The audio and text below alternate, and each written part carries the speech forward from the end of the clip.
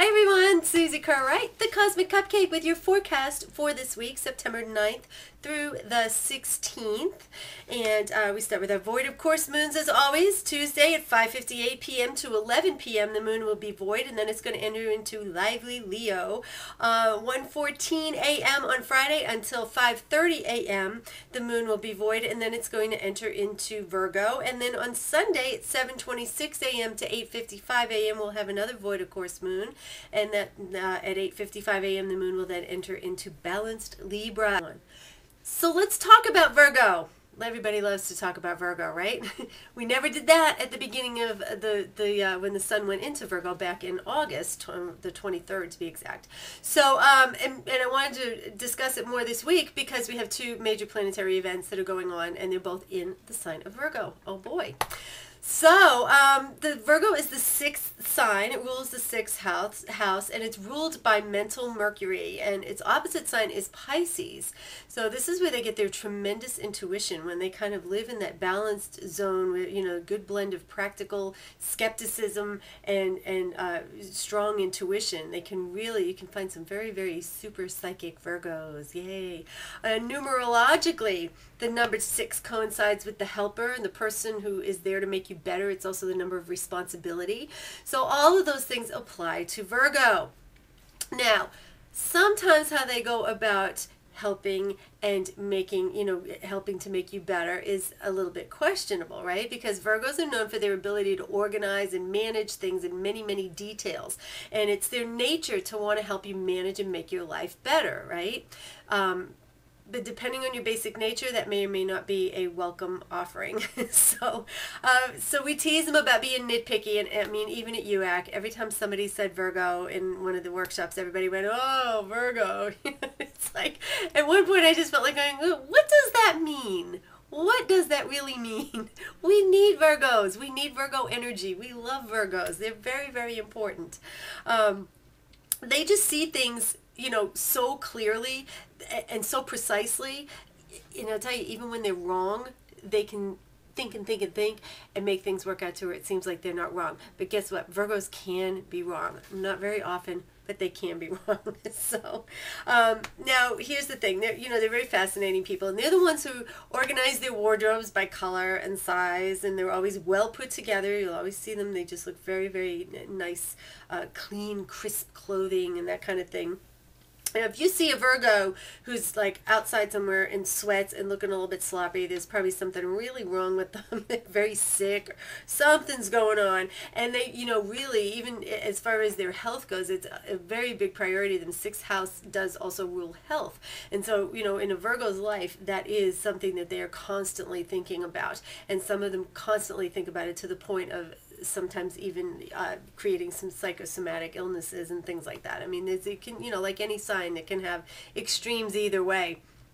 But they're going to have, they will generally always have a very perfectly stocked medicine cabinet full of everything, just the right amount of everything that they might need in case of any sort of health challenge.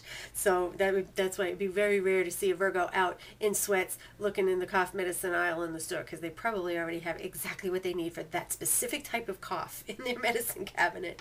The men are just as fussy as the women too. So men, you don't get away with this. And you know, about their diet and their routines and things like that. And in love, these guys are very, very discriminating with who they bring into their lives, who they allow into their lives. So let me put it this way. If you are loved by a Virgo, know that that's a big deal. They may not be fond of PDA and, you know, really getting crazy and stuff, but you have definitely passed their big, long checklist of things that they need in a person or that they want in a person. And you have lived, if you've lived up to that, that's really saying something. So appreciate that. And they, you know, because they don't have much tolerance for things that that are just not exactly the way they would like them to be. So, and that's a good thing. I'm not picking on Virgos. I don't want to hear from you Virgos yelling at me about this. These are all things that you know about yourself. And so, but definitely a great sign to have. I mean, they're wonderful, wonderful workers. I mean, good gosh, you know, whether they have their own business or whether they work for somebody else, great for organizing. And that is the big word. Analyzing is another word for Virgos. So great analysts.